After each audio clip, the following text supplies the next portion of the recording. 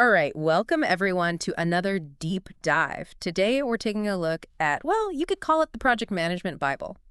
Hmm. The Bible. Well, you know what I mean. It's Okay. it's one of those things that just about everyone in the field has at least heard of. Oh, absolutely, yeah. The PMBOK The Guide. PMBOK Guide. And we'll be focusing on the 7th edition, the latest and greatest. And the mission here, well, Yeah. we want to break this thing down, make it clear how it can actually help you, the listener, manage your projects better. And the beauty of the PMBOK Guide is that it really is applicable across industries. It doesn't matter if you're in tech, construction, healthcare, you name it. The core principles hold true. Yeah. So let's get right to it. What is this PMBOK guide? Like for someone who's maybe heard the term thrown around but doesn't really know, what are we talking about here? All right, well, the PMBOK Guide, it actually defines project management itself. It says it's, quote, the application of knowledge, skills, tools, and techniques to project activities to meet the project requirements, end quote. Yeah, so that's kind of a It sounds a bit technical, yeah. mouthful, right? But basically, it's about taking what you're good at, the tools you have, and using those to get things done, to achieve your project goals. So is it like a step-by-step instruction manual? Earlier versions, especially those focused on what's known as the waterfall method, did have a more step-by-step feel. Ah, But the 7th edition, it's taken a more holistic, flexible approach. It recognizes that projects are, well, they're dynamic. They're not always linear. You can't always predict every single step from the start. right, right. And that makes sense given how much the world of work has changed, especially with the rise of agile and all these other approaches. Exactly. Yeah. And you see that reflected in the 7th edition. It integrates those concepts right into the core. It's not just tacked on as an afterthought. Okay, so it's not just about how you manage a project, but also about the goals you should be aiming for, the mindset even. Exactly. And this is where it gets really interesting. All right, well, lead the way. One of the fundamental principles in the PMBOK Guide is this idea of value delivery. Okay, value delivery. What does that mean? Break that down for me. Simply put, it means that every project should be focused on delivering some kind of value. Now, that value, it can take many forms. It could be financial, increase profits. It could be societal, like a project that benefits the community. Or it could be customer-focused, like improving satisfaction. The point is, you need to be clear on what that value is and constantly make sure your project is on track to deliver it. So it's not enough to just, finish the project. You have to finish it in a way that actually brings about something positive, something worthwhile. Exactly. And you need to constantly evaluate that to make sure you're still aligned with those original goals, with what you set out to achieve. Makes sense. What else is there? Another crucial principle is stakeholder engagement. Ah, stakeholders. You can't escape them. That's right. And you shouldn't try to. Stakeholders are anyone who has an interest in the project or who could be affected by it. That could be your team, your clients, your sponsors, even the community. Engaging them effectively, understanding their expectations, and keeping them informed throughout the project, well, that's crucial for success. It's all about managing those relationships, right? Yeah. Keeping everyone on board. It is, because those stakeholders, they can have a huge influence on the project, both positively and negatively. So the better you manage those relationships, the smoother things are likely to go. Makes sense. So we've got value, we've got stakeholders. What about the team itself? That's where team collaboration comes in.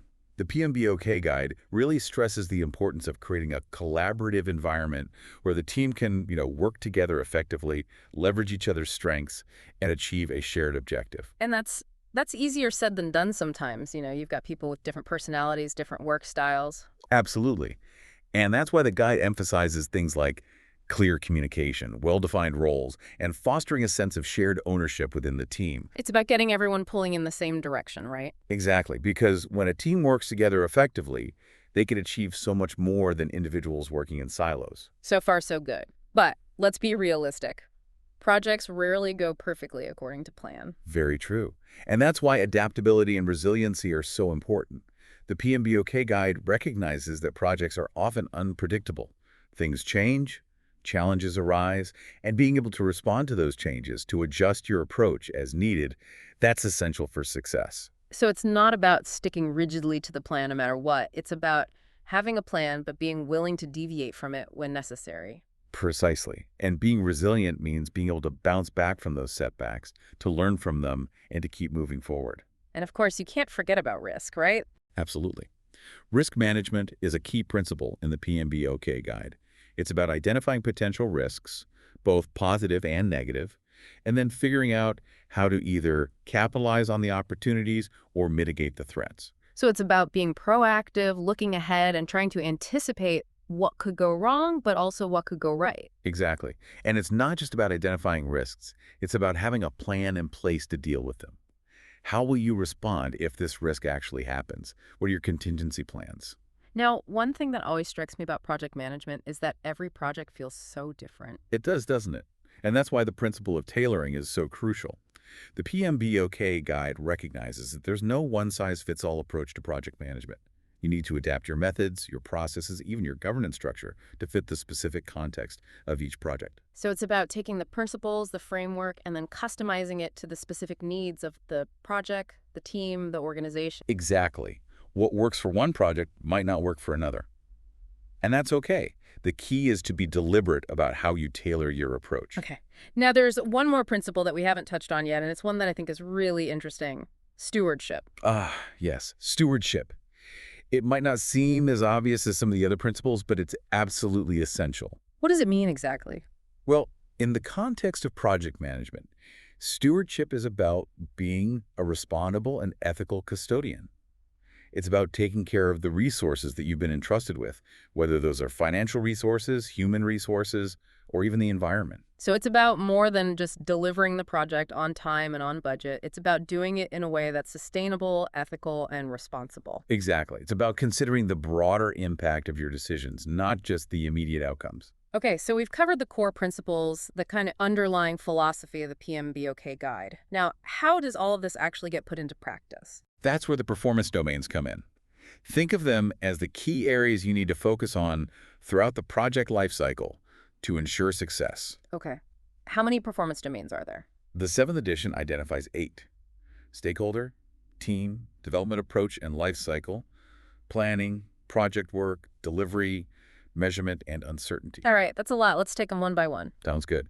So first up, the stakeholder performance domain. This is all about managing those stakeholder relationships, ensuring they're informed, engaged, and ultimately satisfied with the project outcomes. And this ties directly back to that principle of stakeholder engagement we talked about earlier, right? It does. It's putting that principle into action. Okay, what's next? The team performance domain. This focuses on building and managing a high-performing team, fostering collaboration, adaptability, resilience, and empowerment among team members. So again, this links back to the principle of team collaboration. It's not just about having a team. It's about making that team work effectively together. Exactly. And the way you manage and lead the team has a huge impact on its performance. All right. Then we have the development approach and lifecycle performance domain. What's that all about? This domain is about choosing the right development approach for your project. Will you use a more predictive approach, like waterfall, or a more adaptive approach, like agile? And what about the overall project lifecycle? Will it be a single delivery or multiple deliveries? So this is where you decide how the project work will actually unfold, the overall structure and approach. Precisely. And it ties back to the principle of tailoring. You choose the approach that best fits the specific needs of the project. Okay. Next up, planning performance domain. That sounds pretty self-explanatory. It is, but it's more than just creating a plan at the beginning. It's about continuously planning, refining the plan as you go, adapting to changes, and making sure everyone is on the same page. So planning is an ongoing process, not just a one-time event. Exactly. It's a living document that guides the project throughout its life cycle. All right. What about actually doing the work? That's where the project work performance domain comes in. It's about managing the day-to-day work of the project, making sure tasks are completed, managing any changes that arise, and ensuring that the project is progressing smoothly. So it's about keeping things on track, keeping the wheels turning. Precisely. And it involves things like managing resources, tracking progress, and addressing any roadblocks that come up. Okay. Then we have the delivery performance domain. This is all about, well, delivering. It's about making sure that you meet the agreed-upon scope, requirements, and quality standards. It's about actually producing the outputs, the deliverables, the results that the project set out to achieve. So it's about making sure you deliver what you promised. Exactly. And that it meets the needs and expectations of the stakeholders. But how do you know if you're actually succeeding? That's where the measurement performance domain comes in. It's about establishing clear metrics, tracking your progress against those metrics, and identifying any deviations from the plan. So it's about measuring your performance, making sure you're on track to achieve your goals, and making adjustments as needed. Exactly. And it involves things like tracking costs, schedule adherence, and the quality of the deliverables. All right. Finally, we have the uncertainty performance domain. This domain is about dealing with, well, the uncertainty inherent in any project. It's about identifying and managing risks, but it's also about dealing with the unknown, with the things you can't necessarily plan for. So it's about being flexible, adaptable, and resilient in the face of uncertainty. Exactly. It's about having the ability to navigate ambiguity and make decisions even when you don't have all the information. Okay, so we've got the principles, the performance domains, the framework, but the PMBOK guide also mentions models, methods, and artifacts. What are those all about? They're the tools and techniques that you can use to help you implement the principles and manage those performance domains. Okay, so break that down for me. What are models? Models are conceptual frameworks that help you understand things. They can be used to explain processes, relationships, or phenomena. For example, the Tuckman model of team development can help you understand how teams evolve over time. So they're like mental models, ways of thinking about things. Exactly. And they can be really helpful for making sense of complex situations. What about methods? Methods are the specific techniques you can use to achieve a specific outcome. So, for example, SWOT analysis is a method you can use to identify strengths, weaknesses, opportunities, and threats. So they're the how-to, the practical steps you can take. Exactly. And the PMBO guide mentions a whole range of methods that can be useful for project management. And finally, artifacts. Artifacts are the tangible outputs of the project. They're the documents, the plans, the reports, the deliverables. So the things you can actually see and touch. Precisely. And they can be really important for documenting the project, tracking progress, and communicating information. Now, I know a lot of people associate the PMBO guide with the PMP exam. What's the connection there? The PMBOK guide is considered essential reading for anyone preparing for the PMP exam. It provides the foundation, the core knowledge that the exam is based on. So if you want to get certified, you need to know your PMBOK guide. Absolutely. But it's important to remember that the exam is about applying that knowledge, not just memorizing the guide. Okay, so let's wrap this up. What's the key takeaway here? The PMBOK guide provides a valuable framework for managing projects effectively. It emphasizes the importance of core principles like value delivery, stakeholder engagement, adaptability, and stewardship. It breaks down the key areas you need to focus on through the performance domains, and it provides a range of tools and techniques that you can use to achieve your project goals. It's a guide, not a rule book. Exactly. And it's a guide that can be adapted and tailored to fit the unique needs of each project. Fantastic. And one final thought for our listeners to chew on. We've talked a lot about applying these principles to formal projects, but what about applying them to other areas of your life? Your personal goals, your career aspirations?